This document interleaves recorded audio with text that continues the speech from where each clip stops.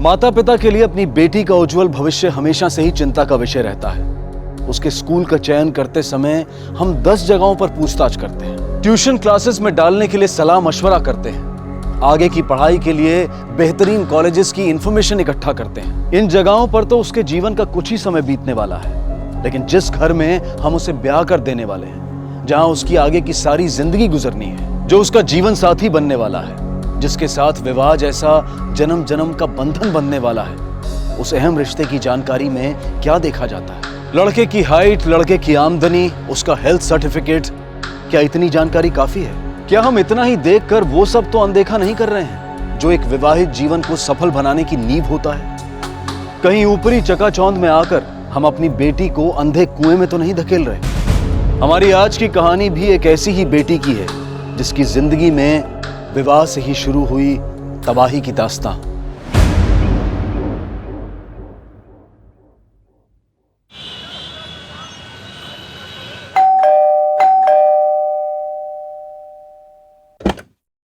जी नमस्ते, मानसी और अजय हैं? भैया, भाभी, आपसे कोई मिलने आया है।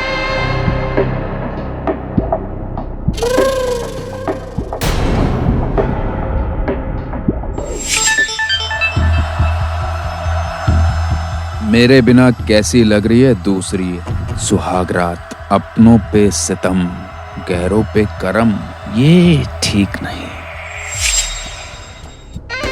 सॉरी, मुझे लगा नहीं था कि सुहागरात इतनी लंबी होगी। क्या? आपको शादी की बहुत बहुत बधाई। वैसे कल रात को आपको अपने मोबाइल पे मेरा गिफ्ट तो आ ही गया होगा। अब से नो रिश्तेदार, नो फोन कॉल्स और नो चैटिंग, ओनली वाइफ। देखो, मेरे फोन ने भी हामी भर दी है।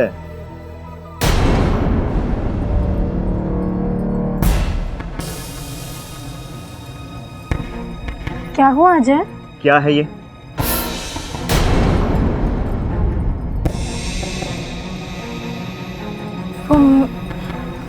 मैंने बताया था ना वो। क्या बताया था? अजय, मुझे भी नहीं मालूम था इस बारे में। नहीं पता था तो ये कहां से आया? अजय प्लीज समझने की कोशिश करो, प्लीज। अजय सुनो, अजय एक मिनट मेरी। अरे मानसी, तुमने इन्हें बताया नहीं मेरे बारे में? ओहो, हाय, आई एम सूरज। क्या बकवास है ये? Get out! अरे मुझे एक सवाल तो पूछने दो। मानसी, इसमें और मुझमें बेहतर कौन है? डिस्टर्ब नहीं हो ना? Get out! Mansi, get out!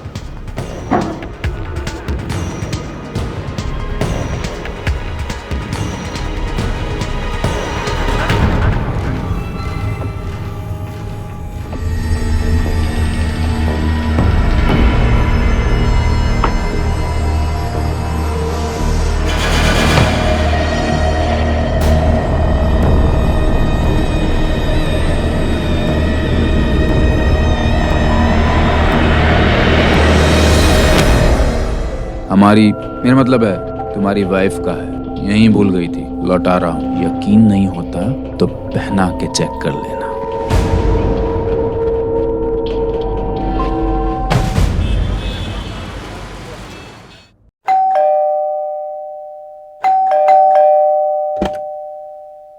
क्या हुआ गीता? अचानक क्यों बुला लिया? आप आइए मेरे साथ। कोई ये डीवीडी दरवाजे पर रख कर गया था।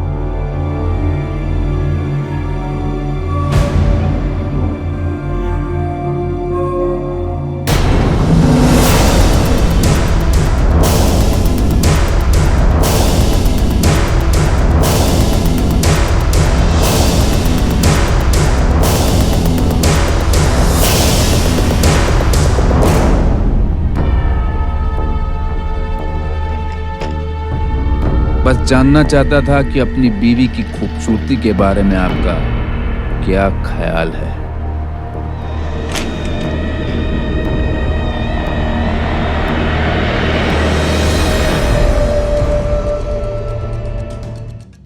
अरे कहीं जा रहे हैं? मैं नहीं जा रहा हूं, तुम जा रही हो। तुम जाओ यहाँ से, प्लीज लीव। हाँ जी प्लीज अजय, अजय मैं तुम्हारे हाथ जोड़ती हूँ अजय, प्लीज ऐसा मत करो, प्लीज समझने की कोशिश करो अजय। सूरज मेरी जिंदगी हराम कर देगा। तो क्या करूं मैं? पहले पता होता तो ये झमेला ही ना लेता।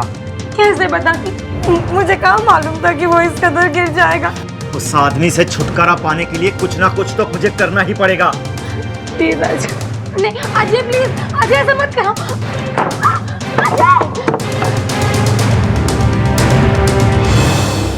क्यों मानसी की दूसरी शादी भी आखिरी सांसें गिन रही है? इस रिश्ते को पनपे हुए अभी 1 महीना भी नहीं हुआ था। मानसी का पहला पति सूरज आखिर उससे क्या चाहता है? पति पत्नी के बीच के निजी रिश्ते की गरिमा को वो क्यों तार तार करने पर तुला है? आखिर उसका इरादा क्या है? और मानसी ये सब बर्दाश्त क्यों कर रही है? कहीं उसकी खामोशी में कोई गुनाह तो नहीं छुपा है? और अतीत का ये रिश्ता टूट कर भी अब तक टूटा क्यों नहीं है? उम्मीदें मुरझा गई थी, पर दर्द के कांटों की चुभन अब भी सीने में बाकी थी। और अब जो होने वाला था वो कल्पना से भी परे था। सर, ये मेरी बेटी मानसी है। पिछले 2 दिनों से लापता है। पता नहीं कहाँ चली गई, कुछ बता के भी नहीं गई और कोई फोन भी नहीं किया सर। कोई परेशानी थी? वो 1 महीने पहले ससुराल से आई थी। इन दोनों के बीच कुछ खटपट हो गई थी। वो सर हमारे बीच में प्रॉब्लम्स चल रही थी, इसलिए वो मायके चली गई थी। प्रॉब्लम की कोई खास वजह? जी, सूरज, मानसी का पहला पति। मानसी की सेकंड मैरिज थी? ऐसा क्या करता था उसका पहला पति? सर बहुत ही गंदा आदमी है, उल्टे सीधे मैसेजेस भेजता है, गंदी तस्वीरें भेजता है। सर बहुत परेशान करता था वो मेरे बच्चे को। उसी से तंग आके मानसी ने उससे तलाक ले लिया, लेकिन उसके बाद भी वो कमीना चुप नहीं बैठा, हमेशा धमकाता रहता था उसे। पुलिस कंप्लेंट क्यों नहीं की? सर मानसी तैयार नहीं थी। जुर्म के बीच जब दिखाई दें तभी मसल देना चाहिए। खैर, आप बाहर जाके कंप्लेंट लिखवाइए। तो इनके घर के आसपास पता करो, तब तक मैं इस सूरज की खबर लेता हूं।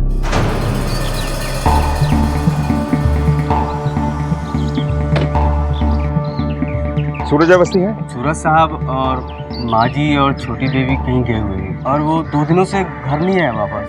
बड़े साहब और नैना देवी पुलिस स्टेशन गए हैं रिपोर्ट लिखवाने के लिए। ठीक है। यही है आपका बेटा? जी। क्या नाम बताया? सूरज। कब से गायब है? अब सर आप लोग यहाँ पे? हाँ पांडे, एक केस के सिलसिले में सूरज को ढूंढ रहा हूँ। क्या क्या काम है आपको मेरे बेटे से? आपके बेटे के खिलाफ किडनैपिंग का केस दर्ज है कहाँ आपका बेटा? जी वो 2 दिन से उसका कोई फोन आया नहीं, साथ में अपनी माँ और बेटी को भी ले गया है। 12 जुलाई से गायब है? जी। 12 जुलाई से मानसी भी गायब है। उसकी माँ और उसके पति ने केस दर्ज कराया है सूरज के खिलाफ। सर वो औरत बकवास कर रही है, मेरा बेटा ऐसा नहीं, वो 1 नंबर की चालाक औरत है सर। सर उसी ने गायब किया होगा मेरी बीबी, बेटा और पोती को। पापा प्लीज, विपर खामखा इल्जाम लगा रहे हैं। अरे तू चुप कर, पता नहीं उस औरत ने क्या जादू किया इसके ऊपर, जब देखो उसकी तरफदारी करते रहती है। सर आप मेरी बात मानिए, आप उसको कैसे भी करके गिरफ्तार कीजिए, आपको सूरज, शांति और रीनी भी मिल जाएंगे। हमें जो करना हम कर लेंगे, आपके सुझाव की जरूरत नहीं। पांडे सर, इस केस से रिलेटेड सभी डॉक्यूमेंट चाहिए मुझे। I am taking over. Yes sir. Sir मामला कुछ ज्यादा ही पेचीदा है। दोनों फैमिली एक दूसरे के ऊपर आरोप लगा रही है। फैमिलीज 2 नहीं 3 है गौतम, अजय की, मानसी की और सूरज की। सूरज और उसकी फैमिली के सेल रिकॉर्ड और उससे रिलेटेड सारी इंफॉर्मेशन पता करो, खास तौर पे सूरज के कैरेक्टर के बारे में। Yes sir. मानसी तो बहुत अच्छी लड़की है, उसके साथ ऐसा कौन कर सकता है?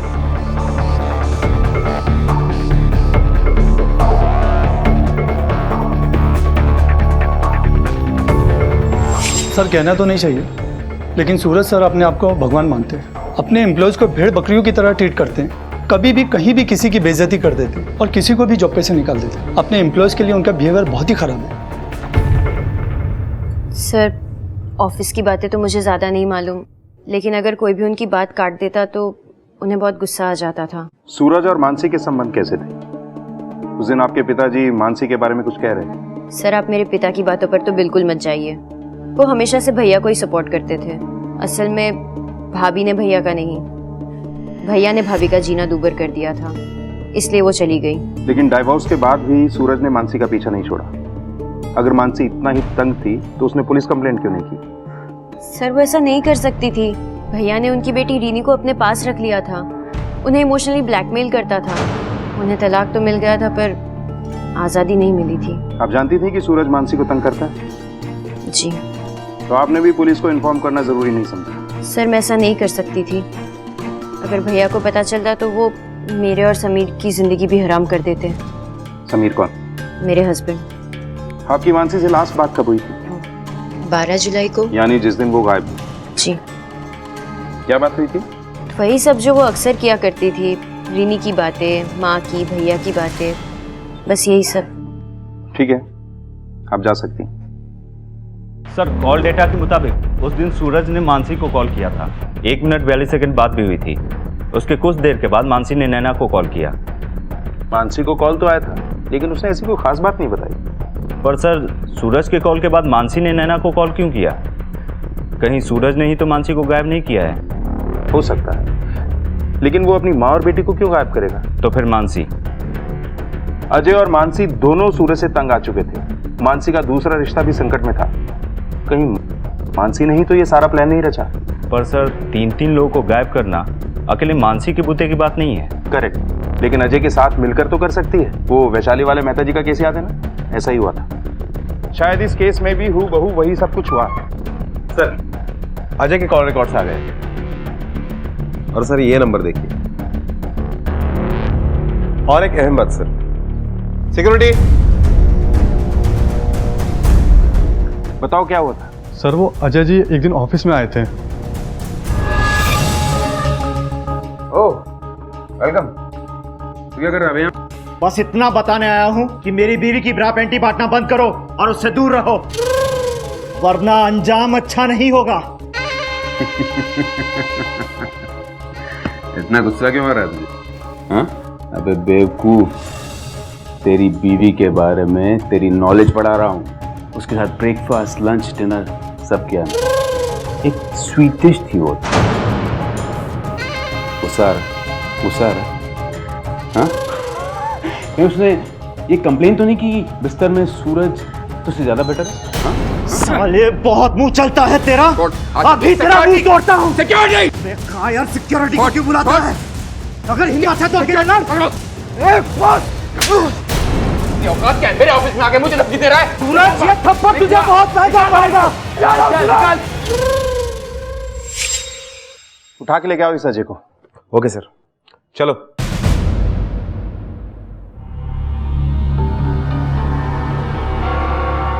सूरज, शांति और रिनी कहाँ हैं? क्या किया उनके साथ? मैं भला कुछ क्यों करूंगा उनके साथ? बदला लेने के लिए। तू और मानसी तंग आ गए थे सूरज से, इसलिए तुम दोनों ने उसे रास्ते से ही हटा दिया। बता क्यों अगवा किया उन्हें और कहाँ रखा है? सर आप कुछ भी बोले जा रहे हैं, मैंने ऐसा कुछ भी नहीं किया। ये कॉल रिकॉर्ड्स हैं और इनसे साफ साफ जाहिर है कि तुम दोनों के बीच में बात होती रहती थी और एक बार तो तुम दोनों की लोकेशन भी एक ही पाई गई। सर मैं मानता हूँ कि मैंने सूरज से एक बार बात की थी, लेकिन सिर्फ उसे समझाने के लिए कि वो इस तरह अपनी ज़िंदगी बर्बाद ना करे और मेरी और मानसी की लाइफ से दूर रहे। लेकिन जब वो नहीं माना तो मैंने उससे सामने जाकर बात करने की कोशिश की और उसने तुम्हारी धुलाई कर दी। उसी दिन तुम्हारी मानसी से भी बात हुई थी, करीब आधा घंटा। क्या बात हुई थी? कुछ नहीं, इस घटना को लेकर लड़ाई हो गई थी उससे। तुम्हारा अपमान तुमसे बर्दाश्त नहीं हुआ और तुमने उसे अपने रास्ते से हटा दिया। क्यों किया ऐसा? सबके सामने पीट कर तुम्हारी बेइज्जती कर दी थी इसीलिए? मैंने ऐसा कुछ नहीं किया। मैं उसको मारकर अपने को गंदा क्यों करूं? पुलिस वाले हैं, कोई श्रोता नहीं है कि जो भी बकेगा उस पर विश्वास कर लेंगे। यहाँ तब तक सुलाओ इसे जब तक नरम ना पड़ जाए।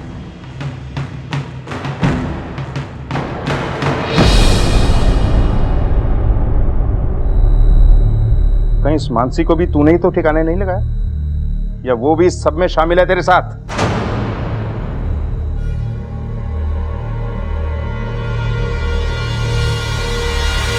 कामयाबी का नशा जब सर पर चढ़ता है तो पैदा होता है अहंकार और इंसान अपने आप को खुदा समझने लगता है। सूरज के अहंकार का तूफान अपने साथ न जाने क्या क्या ले जाए, ये तो आने वाला वक्त ही बताएगा। ठीक है पांडे, कुछ भी लीड मिलती है मुझे फौरन बताओ। सर सर काफी अच्छी तरह से पूछताछ की, लेकिन ये अजय एक ही रट लगाए हुए है।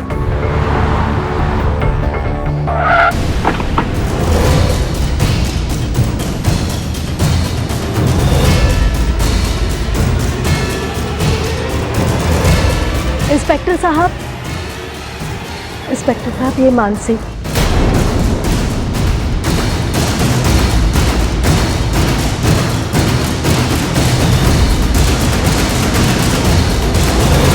मानसी जी, अब तक कहाँ थे आप? मथुरा में अपने दोस्त के घर। बिन बताएं, आपको अंदाजा भी है यहाँ क्या क्या हो रहा है? जी सर, आज माँ से फोन पे पता चला, इसीलिए तो यहाँ आई हूँ। वैसे अचानक गायब क्यों हो गई थी यहाँ? सूरज के डर से सर। सूरज के डर से? फिर तो आपको बहुत पहले भाग जाना चाहिए था। वो तो एक अरसे से परेशान कर रहा है ना आपको। जी सर। वो ऐसा है, शादी से पहले आपको पता नहीं था? नहीं सर, शादी के बाद मुझे एहसास हुआ कि मैंने शादी सूरज से नहीं, डर से कर ली थी।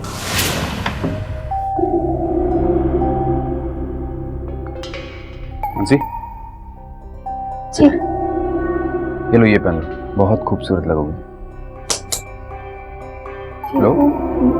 मुझे लाल रंग पसंद नहीं है। ठीक है, तुम्हें काला पसंद है ना? हाँ, नो प्रॉब्लम, इसे काला कर देते। क्या कर रहे हैं आप?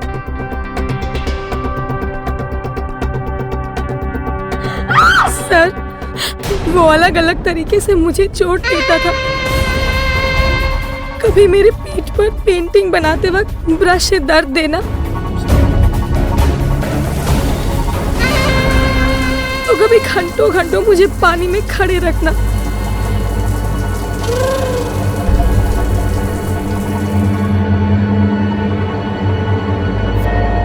एक बार तो उसने अपने दोस्तों के सामने मुझे जबरदस्ती ड्रिंक पिलाई। चल शुरू हो जा। नहीं, और एक बार उसने हद ही पार कर दी। नहीं करेगी?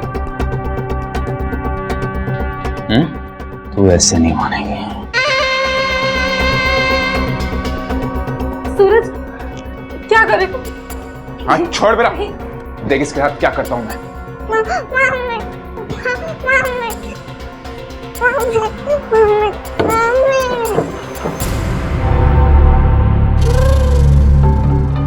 कहाँ है रिनी? रिनी कमरे में आराम कर रही है। जब तक जैसे मैंने कहा वैसा नहीं होगा तो रिनी कमरे से बाहर नहीं निकलेगी, समझी तू? प्लीज सूरज, ऐसा मत करो। प्लीज ऐसा मत करो। अच्छा।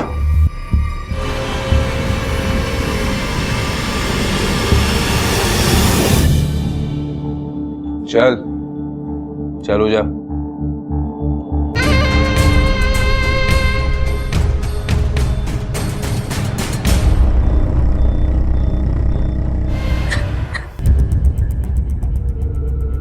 आप सोच भी नहीं सकते सर, उसने मेरे साथ क्या क्या किया है।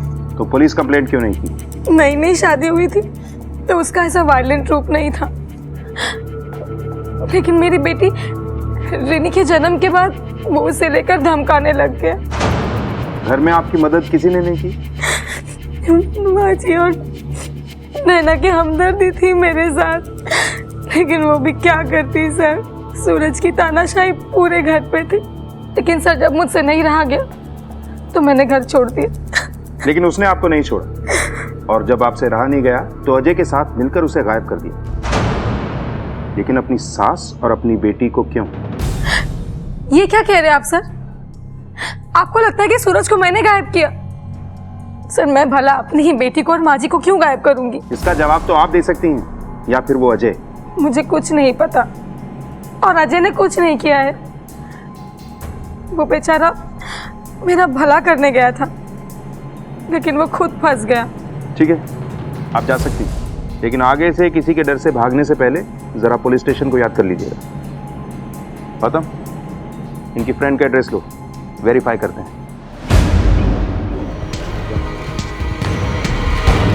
जी मैं एयर होस्टेस हूँ। उस दिन जब मानसी का कॉल आया तो मैं दिल्ली एयरपोर्ट पर थी। उसने कहा कि वो मथुरा जा रही है, मेरे घर रुकना चाहती है। मैंने कहा ठीक है, चाबी मेरे पड़ोस में है, ले लेना। दीक्षा जी, आप इंश्योर कर सकती हैं कि उस रात वाकई मानसी आपके यहाँ रुकी थी? सर मैं श्योर तो नहीं हूँ कि वो यहाँ रुकी थी या नहीं रुकी थी, क्योंकि उस वक्त मैं फ़्लाइट में थी। हाँ, पर उसने चाबी ज़रूर ली थी और 2 दिन बाद लौटाई भी थी, मेरी नेबर ने मुझे बताया। आप अपनी नेबर को बुला सकते हैं? सर इस वक्त तो वो घर पर नहीं है। ठीक है, अपना आईडी कार्ड दिखाइए और ऑफिस का नंबर दीजिए। Sure sir. वेरीफाई करो। जी सर। सर, मानसी का यहाँ रहने का एलिबाई अच्छा तो है, लेकिन परफेक्ट नहीं है। कहीं ऐसा तो नहीं कि ये मानसी सारे खेल खेल रही है? Let's see. आप पांडे बोलो। क्या मथुरा रोड पर?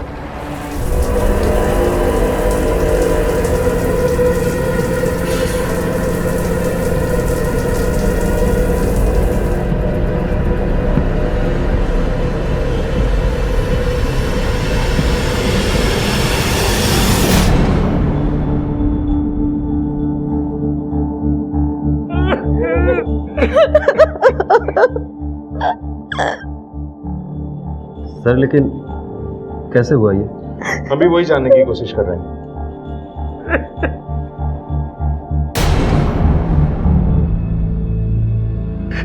इसी ने मारा है मेरे बच्चे को, मैं तुझे छोड़ूंगा नहीं। पापा क्या कर रहे हैं आप? किसी कमीने ने मारा है मेरे बेटे को, छोड़ के गई थी ना, अब क्या कर ले आई है? मैंने आपके बेटे के साथ कुछ नहीं किया, लेकिन इसके मरने का गम भी नहीं है मुझे। मैं यहाँ आई हूँ क्योंकि मुझे बुलाया गया है, पर मुझे अभी माँ और रिनी की बहुत फिक्र है। सर गिरफ्तार कर लीजिए, इसी ने मारा है सूरज को। 1 मिनट, ये क्या तमाशा लगा रखा है? आप लोग बाहर जाइए, बॉडी पोस्टमार्टम के बाद आप लोगों को मिल जाएगी। चलिए जाइए बाहर। सभी की परेशानियों का सबब बनने वाला सूरज अब डूब चुका था।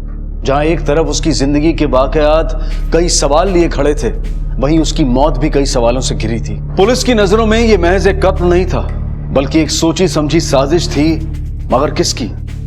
इस मौत ने तहकीकात की कई दिशाएं खोल दी। सूरज के मर्डर स्पॉट से पांडे की कोई अपडेट नहीं आई। इतना टाइम क्यों लग रहा है? नैना जी, आपके भाई की पोस्टमार्टम रिपोर्ट आ चुकी है। उनकी मौत पीठ में चाकू घोंपने की वजह से हुई। आपको किसी पे कोई शक है? अच्छा ये बताइए, मानसी अपनी मर्जी से अपनी बेटी को छोड़ के गई थी या उसे ऐसा करने के लिए फोर्स किया गया था? भाभी कभी रीनी को छोड़ना ही नहीं चाहती थी। इस बात को लेकर उन दोनों में काफी बहस भी हुई थी। भैया ने उसे धमकी दी थी कि अगर वो रीनी को अपने साथ ले जाने की कोशिश करेगी तो वो उसे मार डालेंगे।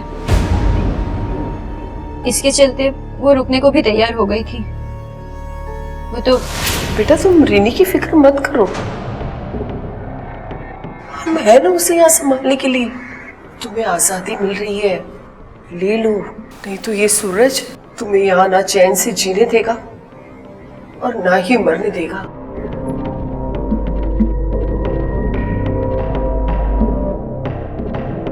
फिर माँ ने जाके भैया से भी बात की।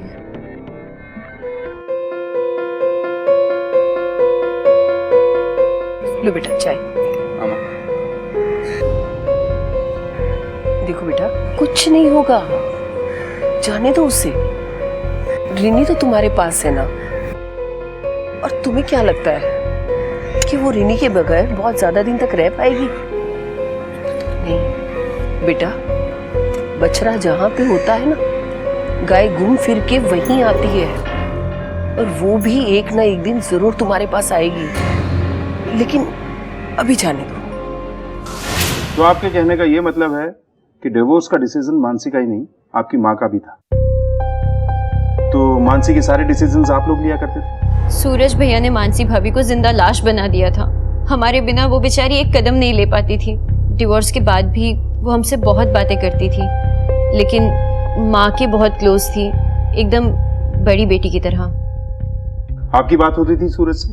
नहीं सर, सोते हुए शेर को जगाने का साहस मुझ में नहीं था। हाँ, माँ जी बहुत अच्छी हैं। नैना को, मानसी भाभी को काफ़ी सपोर्ट किया उन्होंने। मानसी से कैसे ताल्लुकात थे आपके? ज़्यादा बात नहीं होती थी सर। दरअसल मैं ही अवॉइड करता था उनको, सूरज भैया के कारण। ये तो वहाँ से दूर रहना ही पसंद करते थे। क्यों? दरअसल हमारे घर के हालात बहुत अलग हैं सर, तरस आता था इन औरतों के ऊपर। ठीक है, आप लोग जा सकते हैं। चलो गौतम, सूरज के मर्डर स्पॉट पे देखते हैं कॉम्बिंग ऑपरेशन कैसा चल रहा है।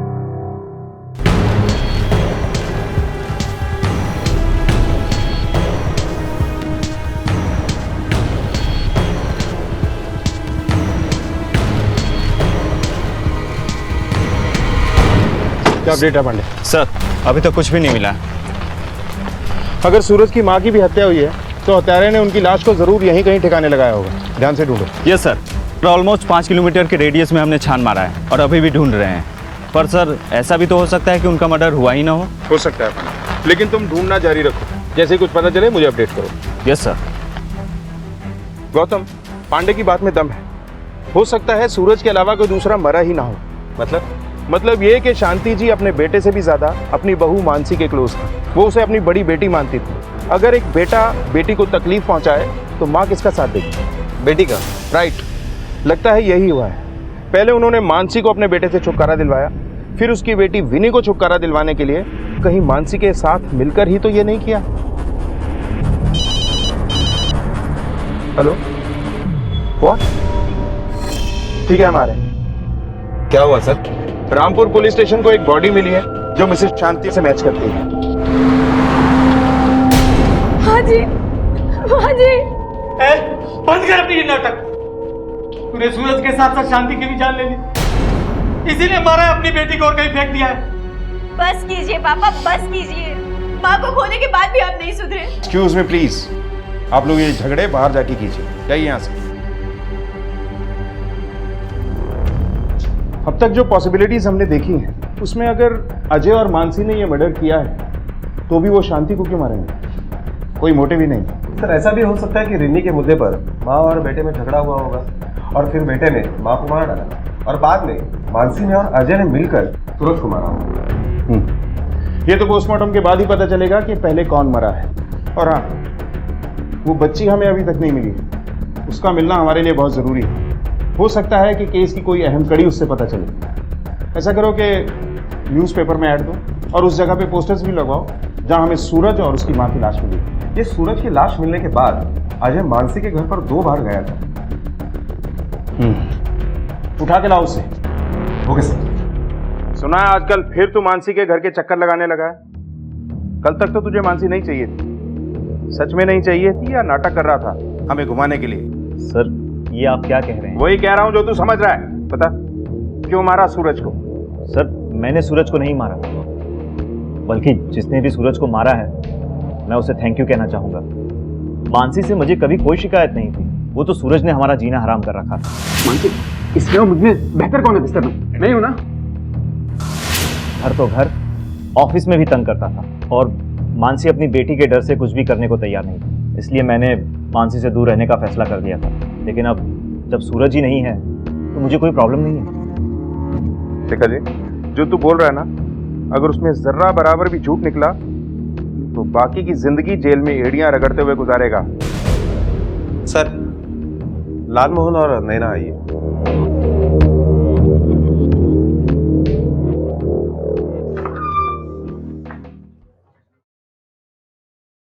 लालमोहन जी, आपकी नजर में ऐसा कोई है जिसे आपके बेटे और आपकी बीवी की मौत से कोई फायदा हो? मुझे समझ में नहीं आ रहा है सर कि मेरे बेटे और मेरी बीवी को किसने मारा होगा। सूरज किसी की सुनता भी तो नहीं था। कोई बिजनेस राइवलरी या फिर कोई पर्सनल दुश्मन? कोई हिम्मत ही नहीं करता था सर, किसी को अपने सामने खड़ा कहाँ होने देता था वो। और अगर कोई कोशिश करता भी तो उसकी जड़ें काट के फेंक देता। बकवास बंद कर लेना, मर गया है वो। अब तू उसकी बुराई मत करो। और वो गलत ही क्या था, वो एक कामयाब बिजनेसमैन था। उसने कहा था ना मुझसे राय लिया करो। मतलब? सर, इसके और इसके पति को बिजनेस का कीड़ा था। एक बार अरे नैना, खाना खा लो बेटा। नहीं खाना। इतने गुस्से में क्यों? क्या हुआ है बेटा? गुस्सा नहीं करूँ तो और क्या करूँ? मैंने अपने स्टार्टअप के लिए एक जमीन देखी थी और उसके लिए फाइनेंसेस भी मिल गए थे। लेकिन आज जब मैं वो जमीन खरीदने गई तो वो बिक चुकी थी और मेरे फाइनेंसेस भी बैकआउट हो गए हैं। अरे तो इसमें इतनी बड़ी कौन सी बात है बेटा, ये सब तो होते रहता है। हाँ ये सब होते रहता है, लेकिन जब ये करने वाला खुद आपका भाई हो तो? क्या मतलब है तुम्हारा? वो जमीन भैया ने खरीद ली है ताकि मैं अपना स्टार्टअप शुरू ना कर सकूं। क्या कह रही हो तुम? सूरज, क्या ये सच कह रही है? नहीं माँ, वो डील मैंने पहले ही फाइनल कर ली। अब फाइनेंसेस का मुझे पता नहीं। झूठ मत बोलिए आप, मैंने पता करवाया है। वो जमीन भैया ने दुगनी कीमत पर खरीदी है और तो और इन्होंने जाके मेरे फाइनेंसेस को धमकाया भी ताकि वो लोग बैकआउट कर जाए। देखो, मुझे यहाँ किसी को भी कोई भी एक्सप्लेनेशन देने की जरूरत नहीं, समझी तुम? लेकिन मुझे एक्सप्लेनेशन चाहिए। ऐसा क्यों किया आपने? खबरदार, अगर मेरे सामने आवाज ऊंची की तो और मेरे सामने कोई सवाल किया तो अपनी औकात में रह, समझी तू? और नहीं रह सकती ना, get lost from here, get lost. खाना खाइए आप लोग। फिर क्या हुआ? फिर क्या सर, आज तक किसी की चली है उसके सामने, इनकी भी कहाँ चलती है, इनको भी सुना देता था वो। ठीक है, आप लोग जा सकते। सर, पोस्टमार्टम रिपोर्ट आ गई है। शांति की मौत गला दबाने से ही हुई है। सूरज के मौत के आसपास ही शांति की मौत हुई है। गौतम, इस नैना पे नजर रखो। लेकिन सर, ये नैना अपनी माँ को क्यों मारेगी? ये शुरू से ही कुछ ज्यादा ही शुगर कोटेड है। Okay sir. तहकीकात के सिरे उलझते जा रहे थे, शक के दायरे फैलते जा रहे थे, लेकिन पुलिस के हाथ अब तक कोई ठोस सबूत नहीं लगा था। पुलिस की आखिरी उम्मीद थी रिनी पर क्या वो जिंदा है? और अगर है तो कहां है?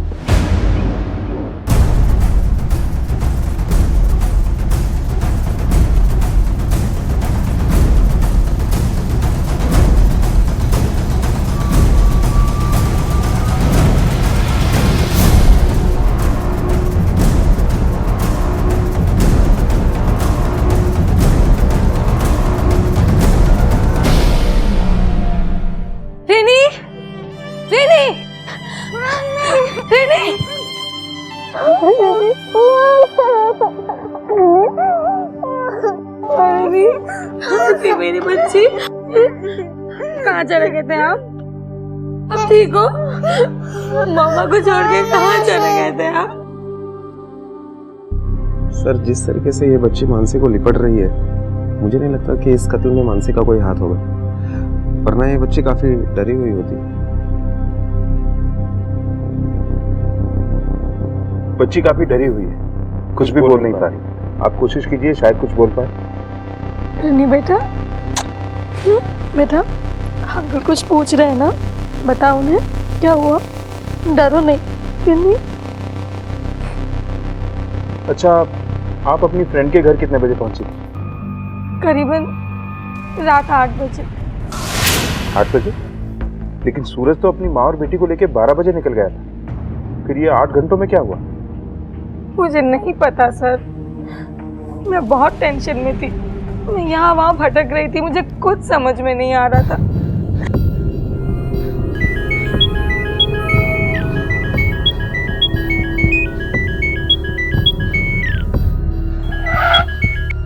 हेलो, कौन बोल रहा है?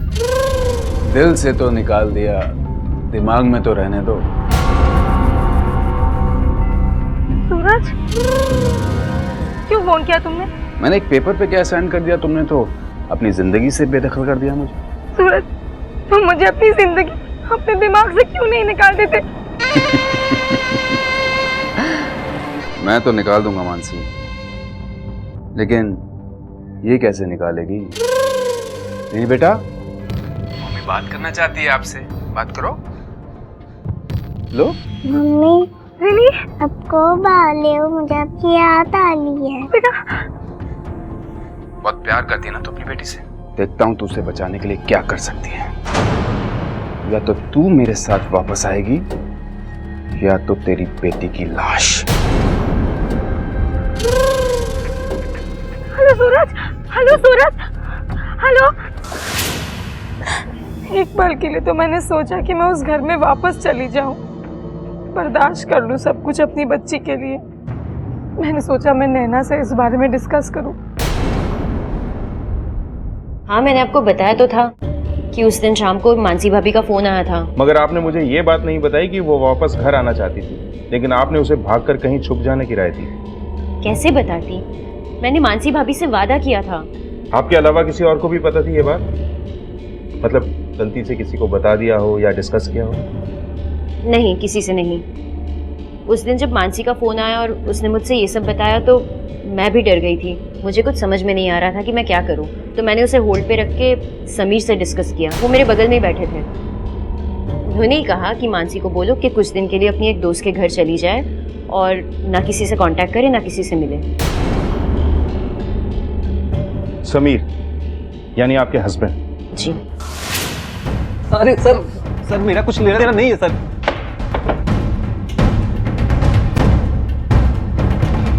सर ये मुझे फंसाने की साजिश है। मेरा कोई हाथ नहीं इसमें सर, मेरा कोई लेना देना नहीं है इससे। जरा लड़की को लेके आओ।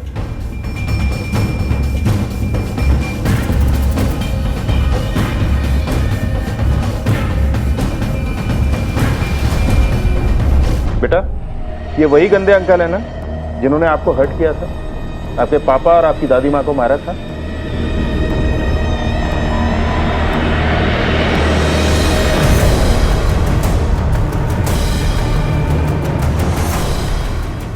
अरे सर बच्ची का क्या भरोसा सर। आप बच्ची को लेके जाओ। अरे सर वो बच्ची सर कुछ भी बोल रही है। तुम इतने चालाक तो निकले कि तुमने अपना फोन बंद रखा, लेकिन वो नंबर जो तुमने अपने ऑफिस के पियोन के नाम पर लिया था उसने हमें तुम्हारे दरवाजे पर खड़ा कर दिया। उस दिन तुम्हारी लोकेशन सूरज के साथ ही थी। तुम सूरज के साथ ही थे, यही नहीं तुम्हारी उससे फोन पे बात भी हुई थी।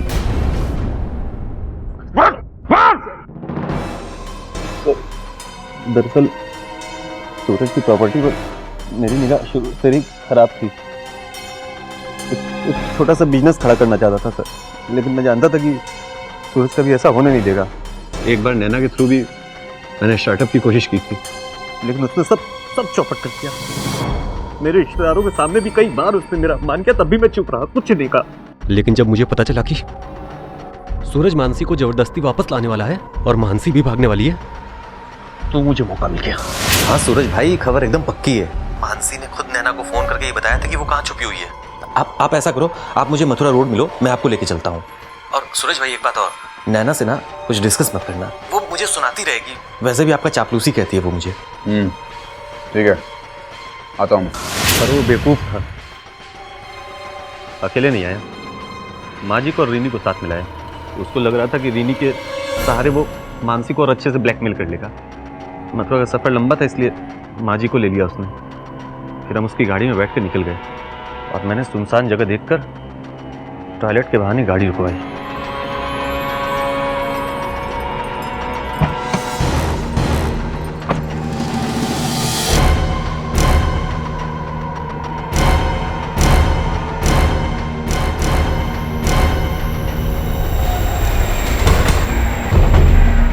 माँ तुम ये रुको, मैं देख के आता हूँ।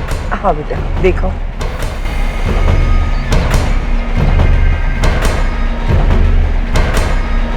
समीर कहाँ है यार? समीर देर हो रही है, माँ बच्ची इंतजार कर रहे हैं। समीर एक मजाक मत कर, बाहर आ। समीर यार देर हो रही है, कहाँ है समीर?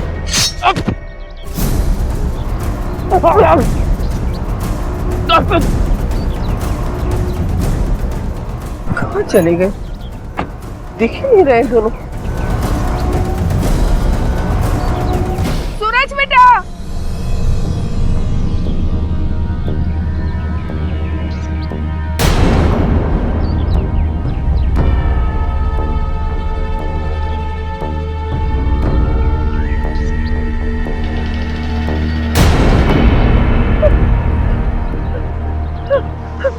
रीनी भाग यहाँ से, भाग रीनी भाग, छोड़ मुझे, छोड़, भाग। रीनी को मैंने बहुत ढूंढा पर वो मिली नहीं। फिर मैंने सूरज की लाश को जंगल में छुपा दिया और माँ जी की लाश को दूर ले जाकर फेंक दिया। अपराध के खेल में हमेशा सारे पासे सीधे नहीं पड़ते। इस मासूम बच्ची ने तुम्हें आइडेंटिफाई कर दिया।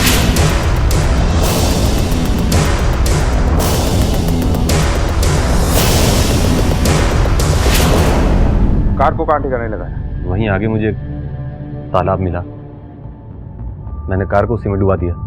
नफरत हो या लालच, जब ये जुर्म की राह पे निकलता है ना, तो अंजाम बस एक ही होता है, तबाही। शॉर्टकट से कामयाबी और दौलत पाने के चक्कर में अक्सर लोग ऐसा रास्ता चुन लेते हैं जो ना सिर्फ उन्हें अपने उद्देश्य से भटका देता है बल्कि गलत मंजिल पर भी पहुंचा देता है। अपनी मेहनत और मशक्कत से देर से ही सही पर सफलता मिलती जरूर है, और अगर किसी वजह से ना भी मिले तो मन पर कोई बोझ नहीं होता, अपराध का कोई दाग नहीं होता। जिस सुख और समृद्धि के लालच ने समीर से ऐसे अपराध करवाए वो उसके कभी थे ही नहीं। अपनी कामयाबी के लिए उसने जो रास्ता चुना वो उसे जेल की सलाखों के पीछे ले गया। याद रखें, बलों में बल है अपना बल। दूसरों की दौलत पर नजर रखने से हमें सिर्फ मायूसी ही मिलेगी। हम जहां हैं, जैसे हैं, वहीं से शुरुआत करें, मेहनत करें, देर से ही सही पर सफलता जरूर मिलेगी। नमस्कार, आदाब। क्राइम पेट्रोल के आज के इस एपिसोड में मेरा साथ दे रहे हैं मशहूर अभिनेता राजीव खंडेलवाल। राजीव, क्राइम पेट्रोल में आपका बहुत बहुत स्वागत है। Thank you so much Anoop. मुझे बहुत खुशी कि आज मैं इस शो पर हूँ, क्योंकि मैं जानता हूँ इस शो को पूरा हिंदुस्तान देखता है और इस शो ने हमारे देश में एक जागरूकता पैदा कर दी। I am really happy to be here. Crime patrol dial 100 के दिल्ली स्पेशल में आज का केस है दिल्ली में घटे एक ऐसे नरसंहार का जहां चंद ही मिनटों में 7 लोगों को मौत के घाट उतार दिया गया। एक आम इंसान की जिंदगी का एक आम दिन जब वो अपने परिवार के साथ कुछ खुशी के पल बिताने के लिए घर से बाहर निकलता है तो वो इस बात से पूरी तरह से अनजान होता है कि उसे आज मौत का सामना करना पड़ेगा।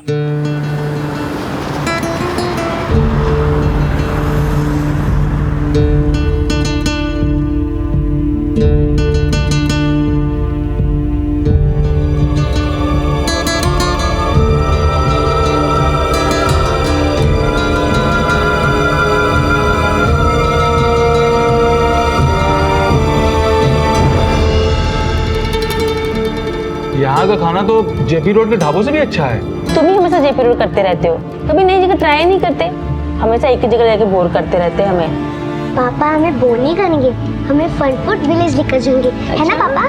बिल्कुल, वहीं जाने के लिए तो निकले हैं। चलो चलो जल्दी फिनिश करो जल्दी। फिनिश पापा। खुशी।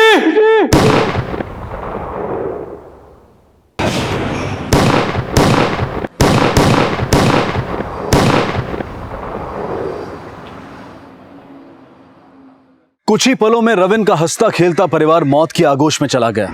अचानक हुए इस हमले में 7 बेकसूर लोग मारे गए। कौन थे ये हमलावर और मरने वालों का क्या कसूर था?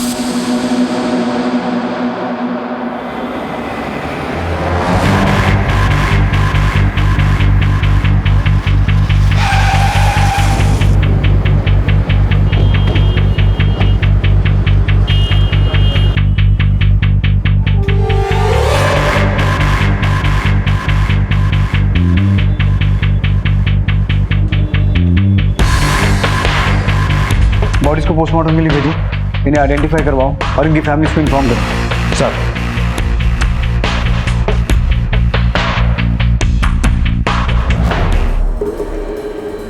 एम्बुलेंस बुलाओ जल्दी, जिंदा है। सर। हेलो हेलो, कुछ बता सकते हो किसने अटैक किया था? 3 लड़के थे बाइक पे, क्रिकेट यूनिफॉर्म में। हॉस्पिटल लेके जाओ, सेव हिम क्विक। किलर्स 3 लड़के थे, क्रिकेट यूनिफॉर्म में, बाइक पे आए थे। आरटीओ बोथ, बीट चौकी, हर जगह अलर्ट भेजो, क्विक। सर।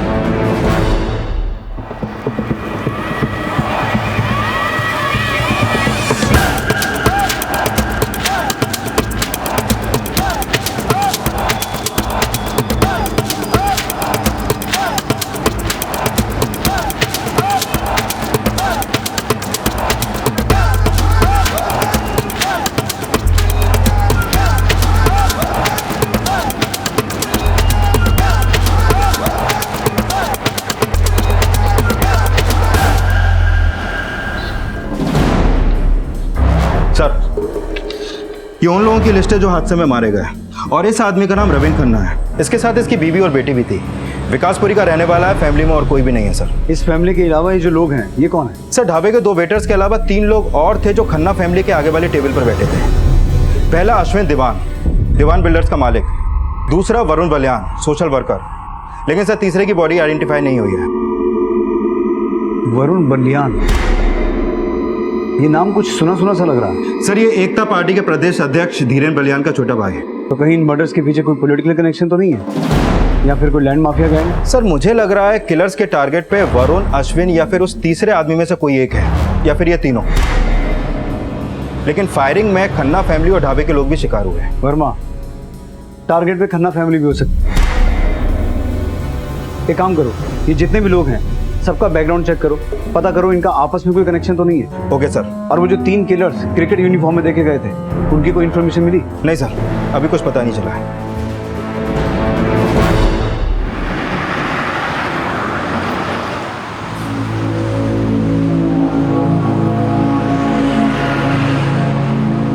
पवन तनय संकट हरन मंगल मूर्ति रूप, राम लखन सीता सहित हृदय बसौ सुरभूप। रे बोलो रामचंद्र की जय। रे भाई जय तो बोल दो। जय। सूरज, ये थारा यार तो जमा पड़ा है। अरे बोलो तो भैया, अभी छोरे को ठर्रा पिला के गरम कर दे। अच्छा लदिका टेक। अरे सुबह हंसता खिलता निकला था, वो अब नहीं रहा। ये सुन के धक्का सा लग रहा है। आप पहचानते हैं इसे? ये कौन है और इन तीनों का आपस में क्या कनेक्शन है? मुझे नहीं पता ये कौन है। और अश्विन दीवान? देखिए वरुण तो समाज सेवक था, एक एनजीओ चलाता था, रोजाना कई लोगों से मिलना जुलना था उसका। तो मुझे पता नहीं ये दोनों उस वक्त वरुण के साथ क्यों थे। हमें पता चला है कि किलर्स 3 लड़के थे क्रिकेट यूनिफॉर्म में। तो आपको क्या लगता है वरुण के एनजीओ में ऐसा कोई है? नहीं, वरुण के एनजीओ में ऐसा कोई नहीं हो सकता। वरुण लाला अमरनाथ कॉलेज का ट्रस्टी था। तो उस कॉलेज का कोई स्टूडेंट जिसकी वरुण से कोई दुश्मनी हो? दुश्मनी तो बलराम यादव निकालना चाहता था वरुण से। बलराम यादव, शक्ति पार्टी वाले? हाँ जी। क्यों? वो वरुण के एनजीओ ने पिछले साल जल विभाग में जो धांधली हुई थी, बलराम यादव ने जो की थी, उसका पर्दाफाश किया था। तब से बलराम यादव की आंखों का कांटा बन गया था वरुण।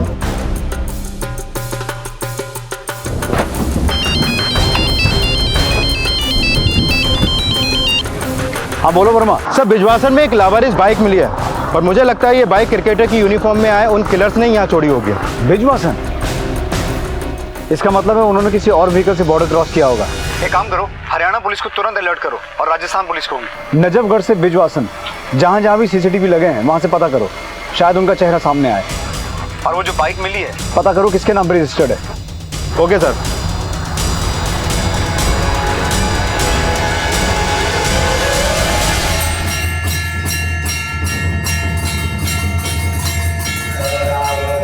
सिर्फ श्रद्धालु लोग रुकते हैं यहाँ पे, छिपड़ेंगे वास्ते इससे अच्छी जगह ना मिलेगी। और वैसे भी अगला सिग्नल मिलने तक हमको यहीं रुकना है। चलो। रावत साहब, जल विभाग स्कैम में हाईकोर्ट ने तो मुझे 2 महीने पहले ही क्लीन चिट दे दी। लेकिन हो सकता है वरुण से अभी भी कोई रंजिश। धीरेन आपको गुमराह कर रहा है। वो मुझे बदनाम करने के बहाने ढूंढते रहता है, इसलिए अपने भाई का मर्डर भी वो मुझसे जोड़ रहा है। सच तो ये है कि स्कैम का फेक वीडियो भी धीरेन बलियान का ही षड्यंत्र है। वरुण तो सिर्फ एक मोहरा था। तो क्या लगता है आपको वरुण बलियान का मर्डर किसने करवाया है? देखिए मैं आपको गुमराह करना नहीं चाहता, पर इतना जरूर कहूंगा कि धीरेन न तो जनता का है न तो अपने भाई का। सर मैंने लाला अमरनाथ कॉलेज में पूछताछ की, लेकिन ऐसा कोई स्ट्रॉन्ग लीड नहीं मिला जिससे इस कॉलेज के किसी भी स्टूडेंट पर शक किया जा सके। वरुण बलियान और अश्विन दीवान, इनके कॉल रिकॉर्ड्स क्या बताते हैं? सर ये देखिए, सर ये दोनों पिछले 2 साल से कांटेक्ट में थे और वरुण का अश्विन के ऑफिस में भी आना जाना था। तो फिर धीरेन ने अश्विन को पहचानने से मना क्यों किया? कहीं ऐसा तो नहीं कि ये धीरेन अश्विन को भी जानता था और उस तीसरे आदमी को भी? एक काम करो वर्मा, धीरेन और बलराम इन दोनों के कॉल रिकॉर्ड्स निकालो। हमें इनकी दुश्मनी का एंगल क्रॉस वेरीफाई करना पड़ेगा, और ये भी कि वरुण के अलावा अश्विन और उस तीसरे आदमी से इनका क्या कनेक्शन था। Okay sir. अच्छा वर्मा, अश्विन के कॉल रिकॉर्ड्स में कोई भी ऐसा आदमी नहीं है जो उस तीसरे आदमी को आइडेंटिफाई कर सके और इन मर्डर्स के मोटिव को समझने में हमारे काम आए? हाँ सर, एक नाम है जिससे हमें काफ़ी कुछ पता चल सकता है। कौन? रोशनी चौटाला। ये पहले लैंड रेवेन्यू डिपार्टमेंट में थी और अश्विन ने लैंड क्लियरिंग में इसकी काफ़ी हेल्प ली थी। सर, ये दिल्ली महिला मंडल की मेंबर भी है। कापासाइडा में इसका संपर्क कार्यालय है, जहाँ से ये अनऑफिशियली रियल एस्टेट में डील करती है। हाँ विनोद, ओके, तुम सीसीटीवी फुटेज लाओ। सर, एक पेट्रोल पंप की सीसीटीवी फुटेज में ट्रिपल राइडर क्रिकेटर्स कैप्चर हुए हैं। शायद ये वही किलर्स हों।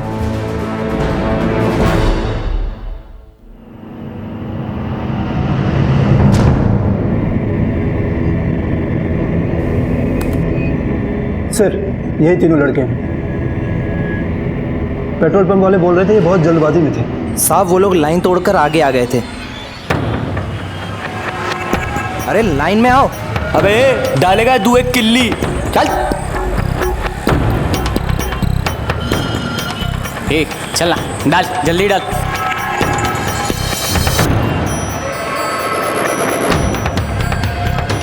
आंधी की तरह आए और तूफान की तरह चले गए।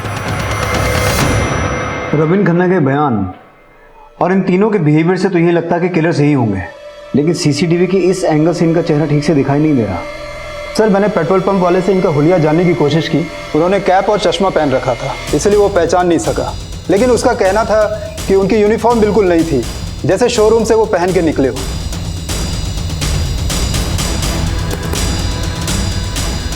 पता करो इस ब्रांड की क्रिकेट गियर नजरगढ़ के आसपास किस किस स्टोर में बिकती है। शायद यहीं से इनका चेहरा सामने आए। तब तक मैं रोशनी चौटाला से मिलकर आता हूं।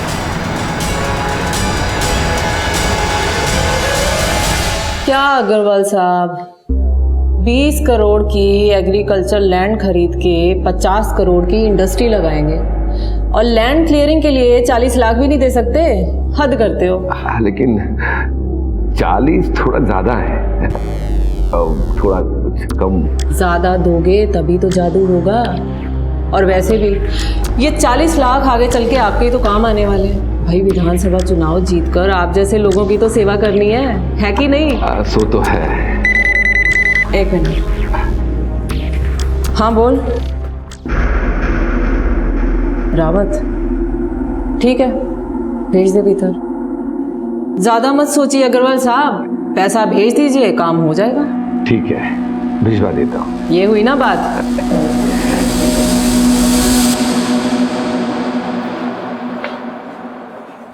आइए आइए रावत साहब, बैठिए। चाय कॉफी कुछ? Thank you. नजफगढ़ के पास पंजाबी तड़का ढाबे में हुए शूट आउट के बारे में आपसे कुछ बात करनी थी। पता चला मुझे भी, बहुत बुरा हुआ। मैं तो खुद मृतकों के परिवार वालों से मिलने जाने वाली थी। तो आपको फिर ये भी पता होगा कि मरने वालों में एक अश्विन दीवान भी था, और हमें पता चला है कि आपसे उसका काफी मिलना जुलना था। हाँ, जब लैंड रेवेन्यू डिपार्टमेंट में थी मैं, तब ये लैंड क्लियरिंग के सिलसिले में रजिस्ट्रार ऑफिस में आना जाना लगा रहता था उसका। और वरुण बलियान? वो नेताजी का भाई जी, उससे कभी परिचय हुआ नहीं मेरा। और ये इसे पहचानती हैं आप? नहीं तो।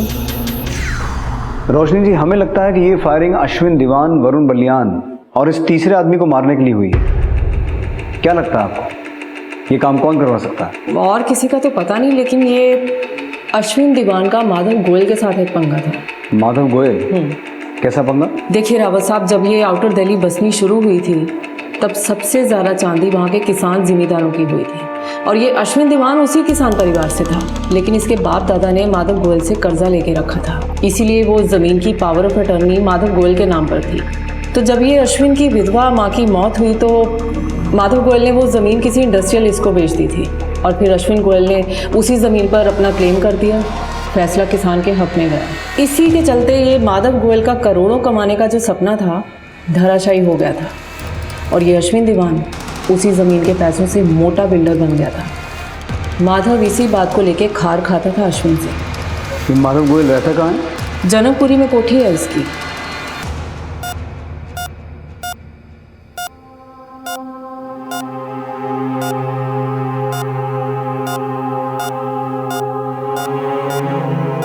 एक तरफ इस घटना का इकलौता चश्मदीद गवाह और विक्टिम रविन जिंदगी और मौत से जूझ रहा था, वहीं दूसरी ओर शक की सुई चारों ओर घूम रही थी। सब एक दूसरे पर शक जता रहे थे, लेकिन पुलिस के हाथ अभी कोई अहम सुराग नहीं लगा था। 7 लोगों को बेरहमी से मौत के घाट उतारने वाले वो 3 लोग अब भी पुलिस की गिरफ्त से बहुत दूर थे। लेकिन इसी दौरान पुलिस के हाथ उन 3 बाइक सवार हमलावरों के बारे में एक क्लू लगा।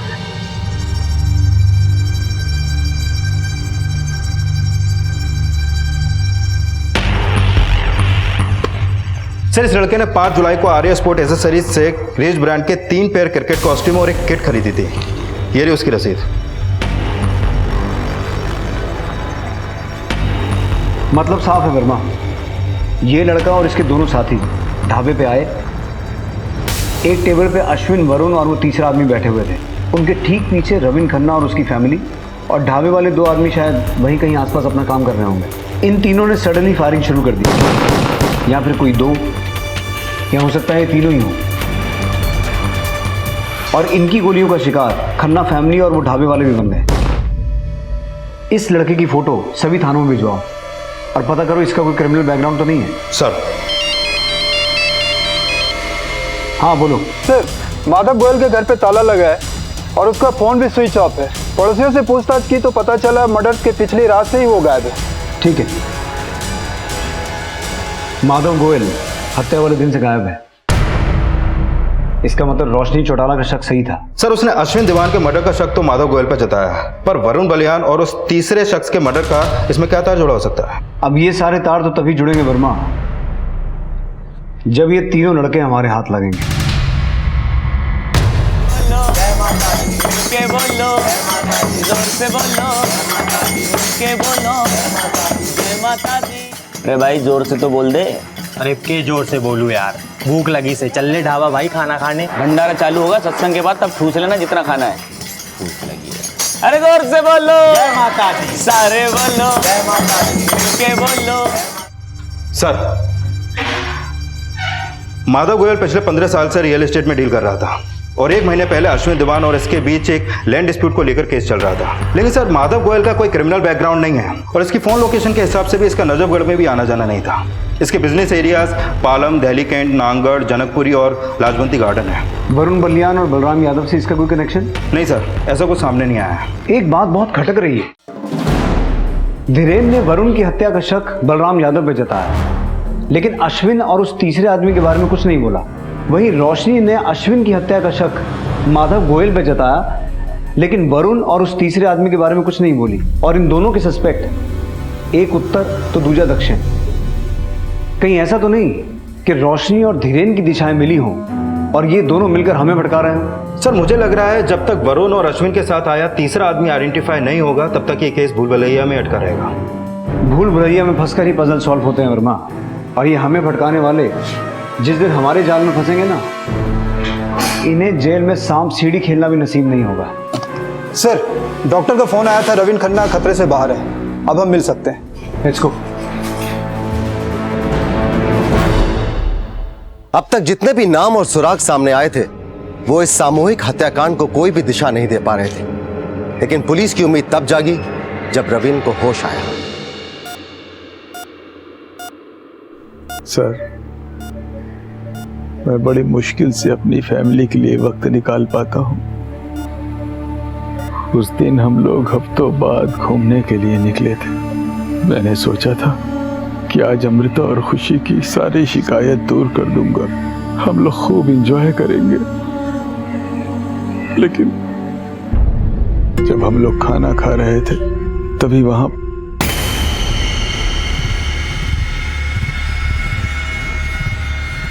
तीनों ने क्रिकेट यूनिफॉर्म पहन रखी थी।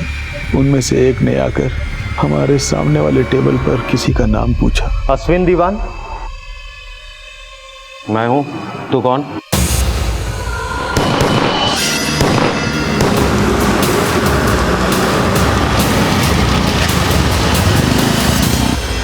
इसमें मेरी बीवी और मेरी बेटी की क्या गलती थी सर, जो उनके साथ। देखिए, आपने जो खोया है उसकी भरपाई कोई नहीं कर सकता, लेकिन हम आपको भरोसा दिलाते हैं कि वो अपराधी बहुत जल्दी जेल में होंगे, ताकि और कोई परिवार उनके अपराध का शिकार न बन सके। वो जो 3 लड़के थे उनमें से एक ये भी था क्या?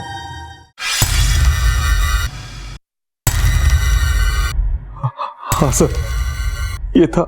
जो और 2 लड़के इसके साथ थे, आप हमारे स्केच आर्टिस्ट को उनका हुलिया बता सकते हैं? सर मैंने उन लोग को देखा तो था, लेकिन मुझे उनका चेहरा ठीक से याद नहीं है। लेकिन हाँ, उसके बारे में बता सकता हूँ जो टेबल के पास आया था। प्रवीण खन्ना के बयान के मुताबिक किलर्स ने पहले अश्विन को आइडेंटिफाई किया और फिर फायरिंग शुरू की। इसका मतलब है कि वो कॉन्ट्रैक्ट किलर्स थे जिनके टारगेट पे अश्विन था, और हत्या से ठीक 1 दिन पहले माधव गोयल का गायब हो जाना। इससे तो यही थ्योरी सामने आती है वर्मा कि माधव गोयल ने ही उन किलर्स को हायर किया था। लेकिन सर, क्रिमिनल्स डेटा में इस लड़के का कोई क्रिमिनल रिकॉर्ड नहीं है जिसने क्रिकेट यूनिफॉर्म खरीदी थी, और जिस बाइक से वो आए थे वो चोरी की थी। जैसे ही दूसरे लड़के का स्केच तैयार हो, उसकी हिस्ट्री निकालो, या दूसरे से कुछ सामने आएगा। सर, मुझे लगता है इन किलर्स तक पहुंचने के लिए हमें मीडिया की हेल्प लेनी चाहिए। एक काम करो, एक प्रेस नोट जारी करो। Okay sir.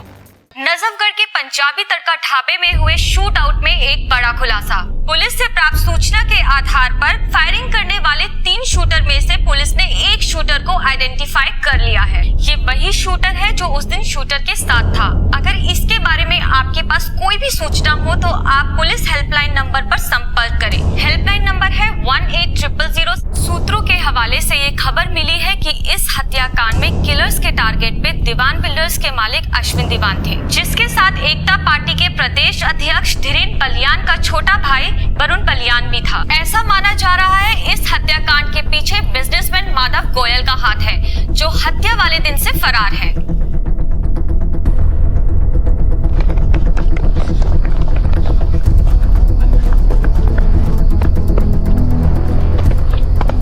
निकाल फटाफट, चल चल निकाल।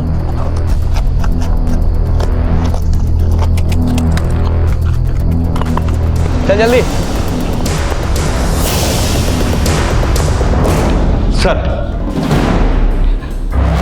ये हिस्ट्री शीटर है, सूरज नाम है इसका, हिसार का रहने वाला है। सर, इसकी पहचान होते वो क्रिकेट यूनिफॉर्म खरीदने वाले की पहचान हो गई। प्रमोद नाम है उसका, और सूरज के ही गांव का है। सर, ये दोनों पिछले 2 हफ्ते से गांव नहीं पहुंचे हैं, और इन दोनों के फोन भी बंद है। हो सकता है वो तीसरा किलर भी हिसार का ही हो। सर, मैंने हिसार पुलिस में दोनों की इन्फॉर्मेशन भेज दी है, शायद तीसरे का भी कोई सुराग मिल जाए।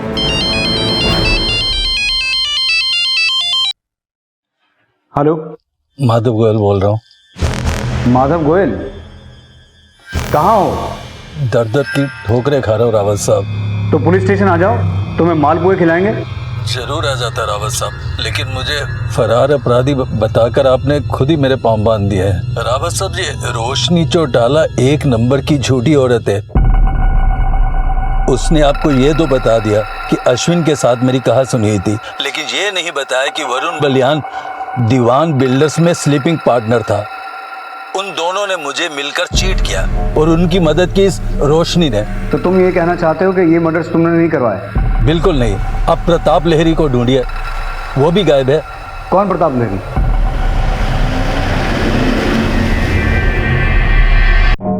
हेलो हेलो, आप जिस नंबर को डायल कर रहे हैं वो इस समय स्विच्ड ऑफ है।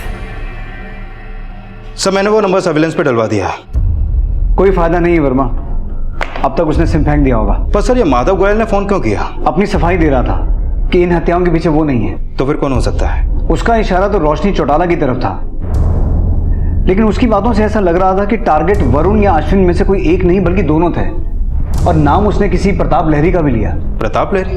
पता करो वर्मा, इस नाम के आदमी का इस केस से क्या नाता हो सकता है। एक तरफ नामों की लिस्ट बढ़ती जा रही थी और दूसरी तरफ किलर्स अलर्ट हो चुके थे। ना तो अब तक किलर्स के हाइडआउट का पता चल पाया था, और ना ही ये पता चल पाया था कि मरने वालों में से किलर्स के टारगेट पर कौन था। हर बढ़ता दिन पुलिस के लिए मुश्किलें और प्रेशर दोनों बढ़ाने वाला था।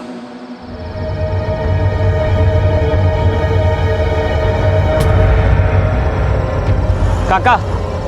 हाँ बोलो, क्या बात है? काका, हम लोग फाड़ना से आए हैं, यहाँ रुकने की जगह मिल जाती तो। जगह तो खाली नहीं है, लेकिन अगर तुम लोग ठहरना ही चाहते हो तो मंदिर के बरामदे में जाकर सो जाओ। लेकिन इस बात का ख्याल रहे, सुबह होने से पहले आरती जो होती है ना, उससे पहले निकल जाना। जी मेहरबानी।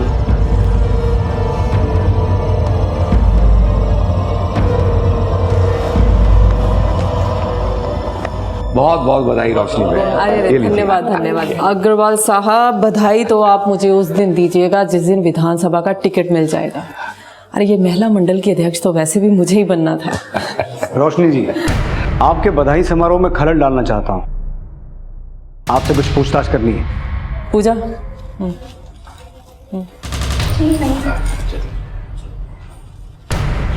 आप पहले मुंह तो मीठा कीजिए रावत साहब, बातें बाद में करेंगे। लीजिए।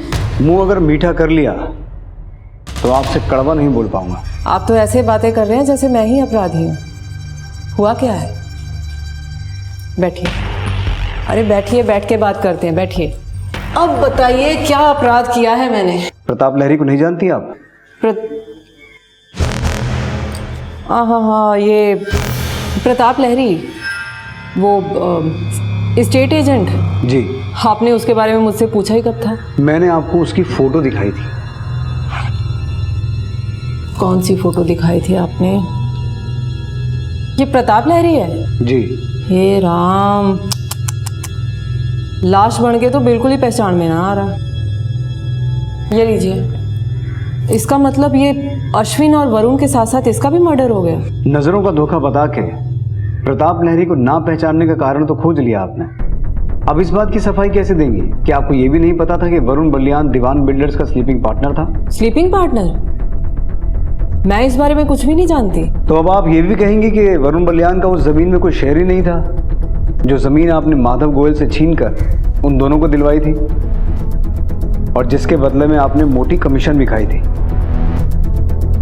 कड़वा भी बड़ा मीठा बनकर बोलते हैं आप रावत साहब। आपसे आपकी उम्र नहीं, कमाई पूछ रहा हूँ। क्राइम ब्रांच वाले हैं आप। लोगों की उम्र तो उनका डेटा निकाल के पता कर ही लेते हैं। मेरी कमाई भी पता कर लीजिए। जाइए। चलिए, तय रहा। अगली बार सब कुछ पता करके ही मिलेंगे। रोशनी के बर्ताव में आए बदलाव ने पुलिस को चौंका दिया था। वहीं माधव गोयल की बातों ने भी रोशनी पर शक जताया था। यही वजह थी कि पुलिस रोशनी पर शक करने के लिए मजबूर हो गई। लेकिन रोशनी के इस बदलाव की वजह क्या थी?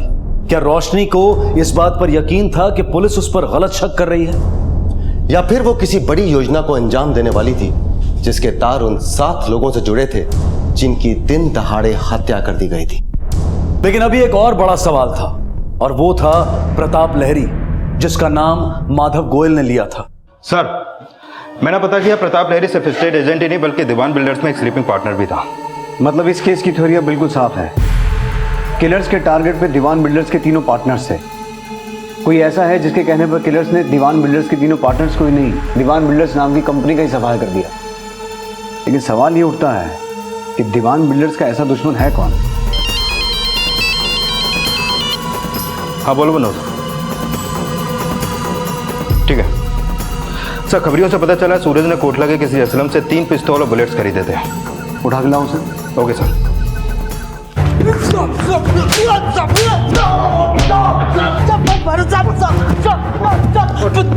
मैं बताता हूँ साहब, मैं बताता हूँ। हाँ साहब, मैंने इस सूरज को हथियार बेचे थे। कब बेचे थे? 2 हफ्ते पहले।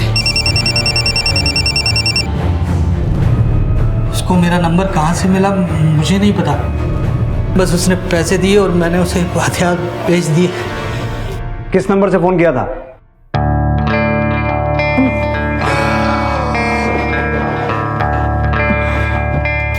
इतनी खूबसूरत हो फिर भी तुम्हारे पति ने तुमसे डिवोर्स क्यों ले लिया? मेरी रफ्तार से रफ्तार मिला के चल नहीं पाया। तुम्हारी रफ्तार से रफ्तार मिलाना वैसे भी आसान काम नहीं है। अब आपका हाथ पकड़कर चलने की सोची है तो आपसे आगे तो नहीं बढ़ूंगी। तुम जिसका हाथ थाम लेते हैं उसे हमेशा अपने नीचे ही रखते हैं। नीचे ही सही, आपकी छत्र छाया में तो रहेंगे। अरे आपकी मुस्कुराहट तो बता रही है कि कप्पा सेड़ा का टिकट तो मुझे ही मिलेगा। सर, असलम ने जो नंबर दिया था वो पिछले 2 हफ्ते से बंद है, लेकिन 2 दिन पहले सिर्फ 5 मिनट के लिए ऑन हुआ था। तब उसकी लोकेशन जयपुर के एक मंदिर की थी।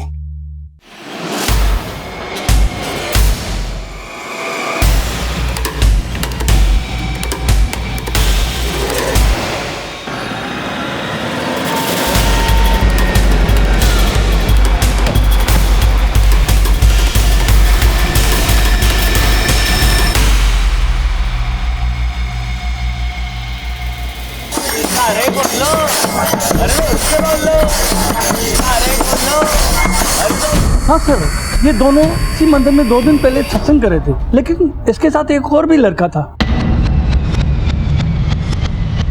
अरे एक बार पैसे मिल जावे फिर देख लेंगे क्या करना है। पर पिस्सो मिलेगा कब?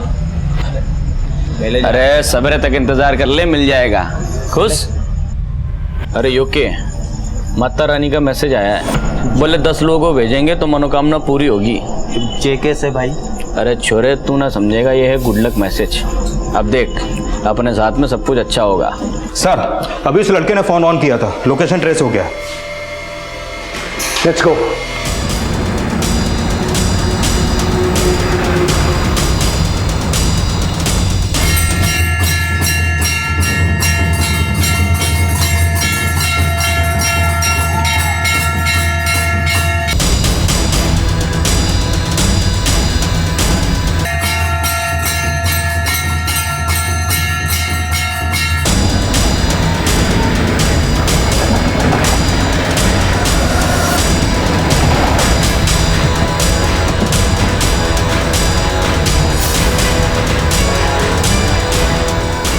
उन लोगों के पास गन्स हैं, लेकिन मंदिर है, जब तक मैं न कहूं तो गोली नहीं चलाएगा। सर,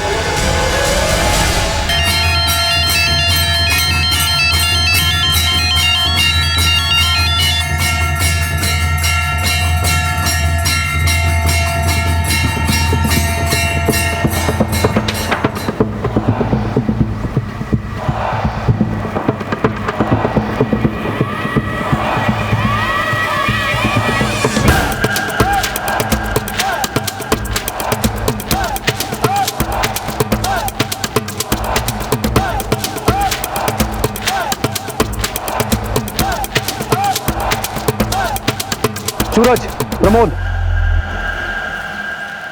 भागने की सोचना भी मत, तुम्हें चारों तरफ से घेर लिया है।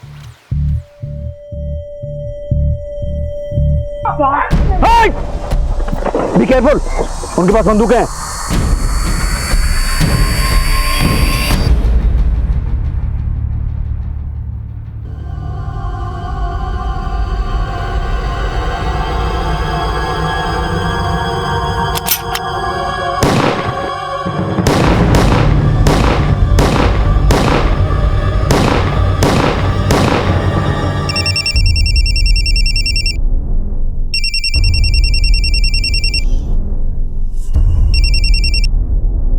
तो नेताजी, हो गया टिकटों का बंटवारा? अभी बात नहीं कर सकता, बिजी हूँ। आप जैसे गिरगिटों को ना रोज अपनी उंगलियों पे नचाती हूँ मैं। फोन रख, आज के बाद फोन मत करना। फोन तो अब आप खुद करेंगे नेताजी, मेरा एक मैसेज मिलने की देर है बस।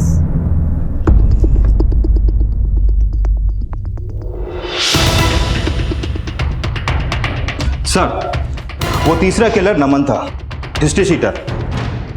अभी 1 महीने पहले ही वो जेल से पेरोल पे छूटा है। ये तीनों का लीडर था और इसने ही सूरज से असलम को कॉल करवाया था। उस नंबर के कॉल रिकॉर्ड से पता चला कि ये लगातार एक नंबर से टच में था। किसका नंबर है सर? उसकी डिटेल मैंने मंगवाई है, फिलहाल वो नंबर बंद है। जब से एनकाउंटर हुआ है, एक बात बहुत खटक रही है। जब मंदिर में उन तीनों को सरेंडर करने को कहा गया तो वो तीनों गाड़ी के पीछे छुप गए, झुककर। फिर उनकी तरफ से फायर हुआ तो फायर गाड़ी पे लगा लगभग इस हाइट पर। वर्मा, उन लोगों की पोजीशन के एंगल के हिसाब से गोली गाड़ी पे कहीं नीचे लगनी चाहिए थी, इतनी ऊपर नहीं। यानी कि सर आप ये कहना चाहते हैं गोली उन तीनों ने नहीं बल्कि किसी चौथे ने चलाई है? हाँ, जो ये चाहता था कि वो तीनों एनकाउंटर में मारे जाएं। और हो ना हो वर्मा, ये चौथा आदमी वही था जो नमन से लगातार फोन पे बात कर रहा था। ये तूने अच्छा नहीं किया। तू जानती नहीं मैं कौन हूं? जानती हो ना, आपकी ताकत का अच्छी तरह से अंदाजा है मुझे, इसीलिए तो नेताजी आपकी नस पकड़ी है मैंने। नेताजी, मैं अच्छी तरह से जानती हूँ आप बहुत इज्जतदार हैं, पर क्या है ना, मैंने भी तो आपको अपनी इज्जत सौंपी है ना?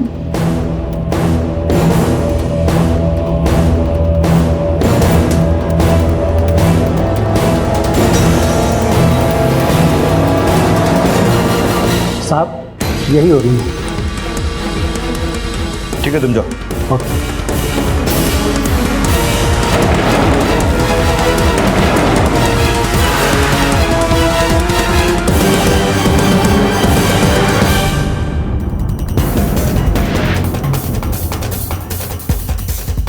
ये मेरी खुशकिस्मती है कि पार्टी आला कमान ने मुझे इस काबिल समझा। मीडिया के जरिए मैं देश की जनता और अपनी पार्टी को यही विश्वास दिलाना चाहती हूँ कि मैं सबकी अपेक्षाओं पर खरी उतरूंगी। धन्यवाद।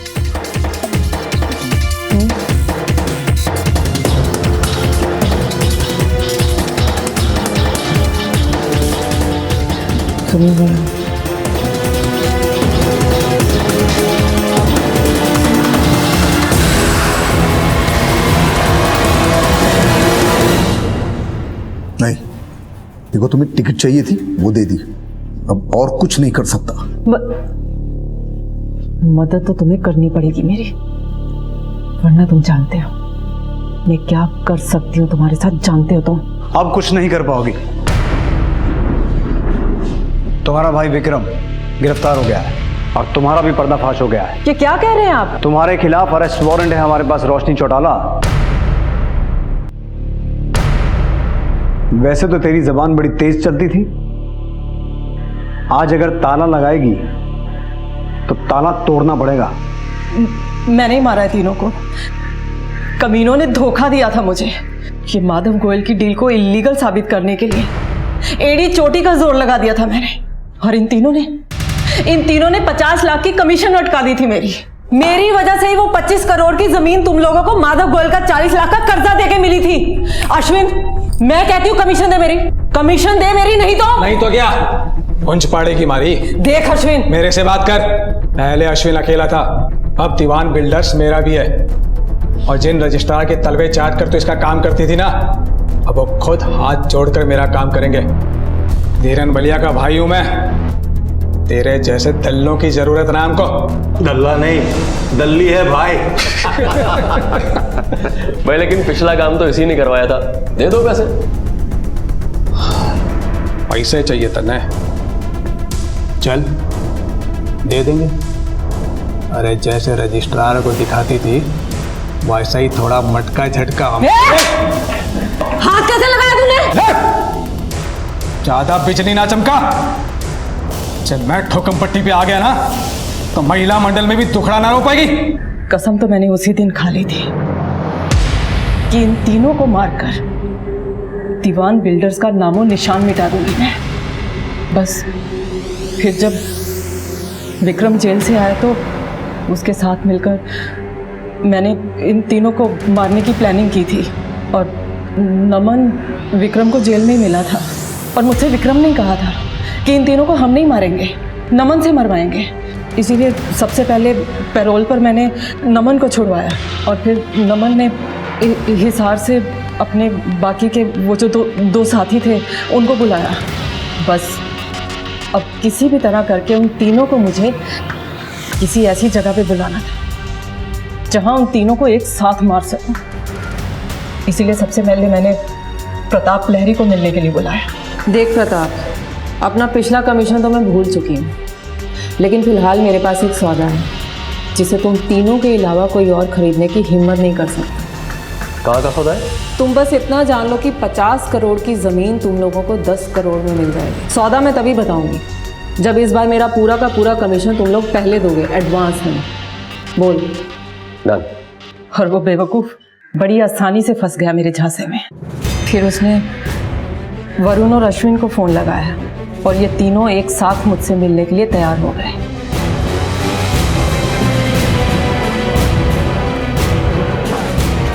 अश्विन दीवान? मैं हूं।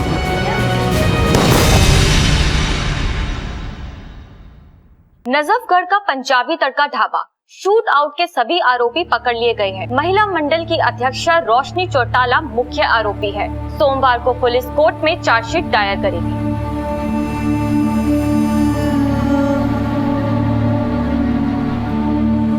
हमारे देश में इंडियन आर्म्स एक्ट के अंतर्गत गन पॉलिसी बहुत स्ट्रिक्ट है, लेकिन अभी भी ऐसे कई राज्य हैं जहां पर इन जानलेवा हथियारों की खुलेआम खरीद फरोख्त होती है। हमारी सरकार से ये गुजारिश है कि वो गन पॉलिसी को और भी स्ट्रिक्ट बनाए ताकि किसी और बेकसूर को अपनी जान न खोनी पड़े, वरना वो दिन दूर नहीं जब हमारे देश का हाल भी पश्चिम देशों की तरह होगा। Thank you Rajiv.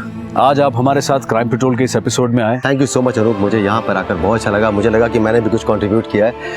आप लोग देखते रहिए क्राइम पेट्रोल। अब मैं अनूप सोनी आपसे विदा लेता हूँ। फिर मुलाकात होगी अगले एपिसोड में जुर्म की एक और कहानी के साथ। तब तक अपना और अपने परिवार का ख्याल रखें और देखते रहें क्राइम पेट्रोल डायल 100। सबक एक को सीख हम सबको। जय हिंद। क्राइम पेट्रोल के और भी दिलचस्प कहानी देखने के लिए हमारे चैनल को सब्सक्राइब करें और बेल आइकॉन दबाना न भूलें।